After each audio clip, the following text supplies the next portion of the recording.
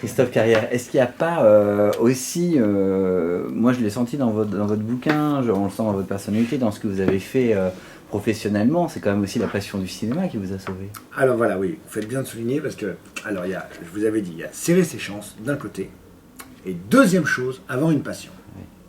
Indispensable. Ça, la passion, c'est un truc, alors ça peut être, je sais pas, ça peut être les timbres, ça peut être les bagnoles, ça peut être les femmes, ça peut être, j'en sais rien. Ouais. Il y a mille et une passions.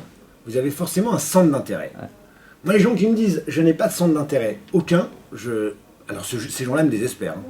Parce que je me dis, mais c'est quoi leur vie?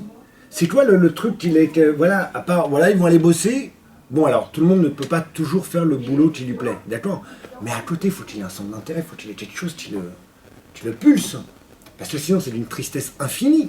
C'est-à-dire que quand il fait son boulot, il va sortir du boulot, il se dit, et la personne se dit, je veux rentrer chez moi, je vais me faire chier. C'est horrible. Il faut avoir un centre d'intérêt, quelque chose. Et ce centre d'intérêt, quand vous en avez un, oh là là, mais vous dévouez corps et âme pour ce centre d'intérêt. Bah, la vie prend sens. Hein. Évidemment.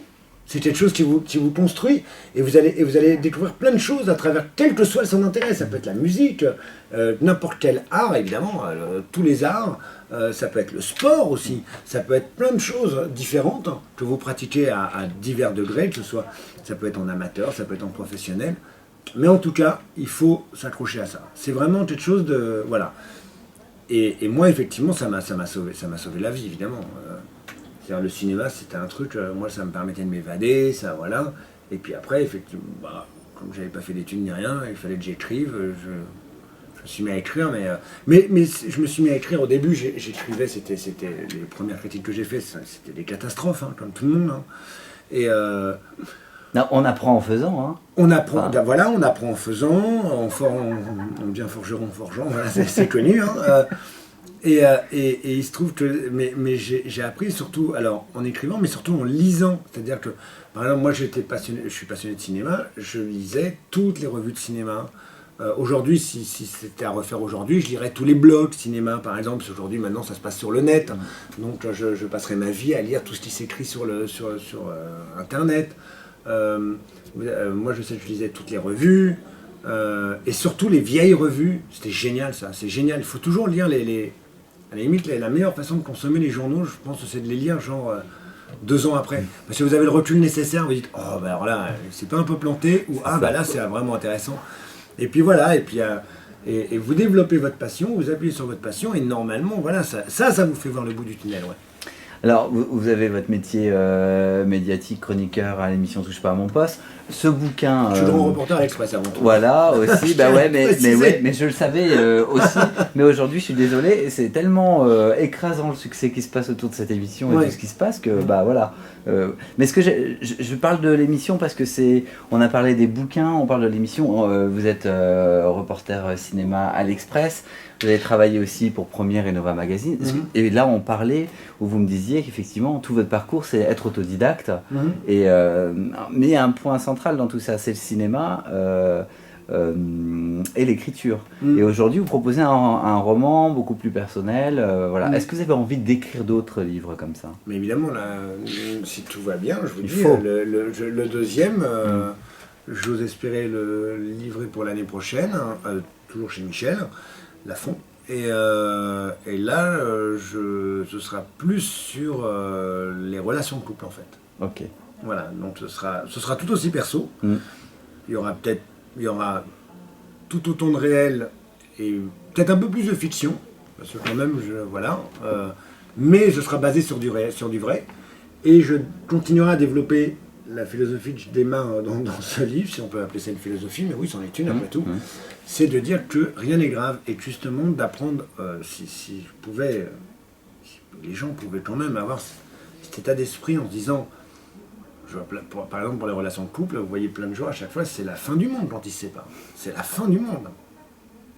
Et leur dire, mais franchement, mais juste s'ils pouvaient juste un peu... C'est comme s'envoler en fait.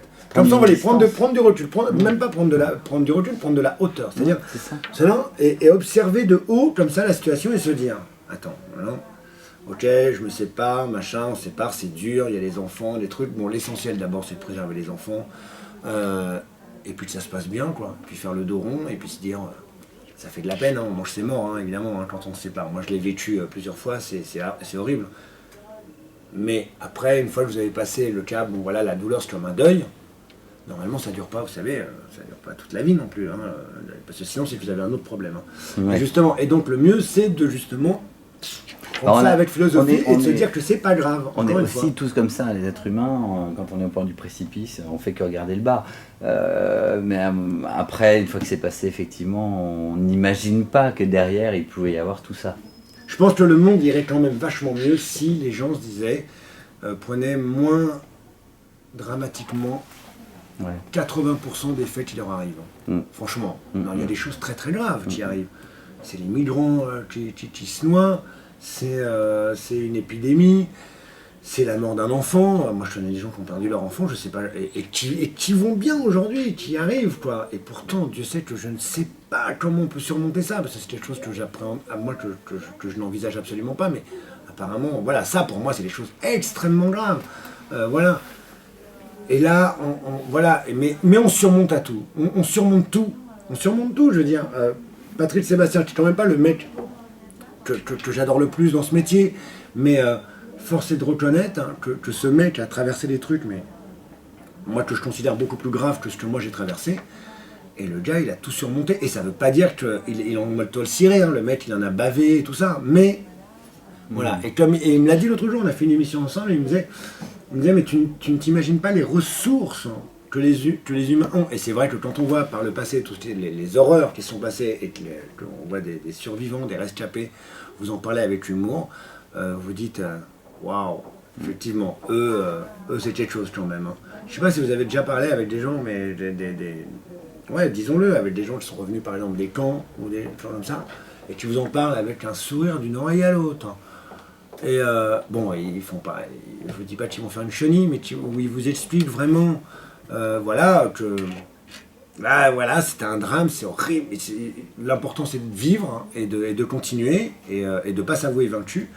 Et ben, je peux vous dire que après, vous minimisez, hein, vous relativisez hein, ce qui vous est arrivé, vous dites attends, ça va, c'est bon, on va pas arrêter, tu vois, on va arrêter. Quoi. Est-ce que ce bouquin Un père et pas, il vous a justement aidé à relativiser? Non, j'avais relativisé avant. C'était déjà fait avant. Ouais, j'avais relativisé. Le recul nécessaire pour...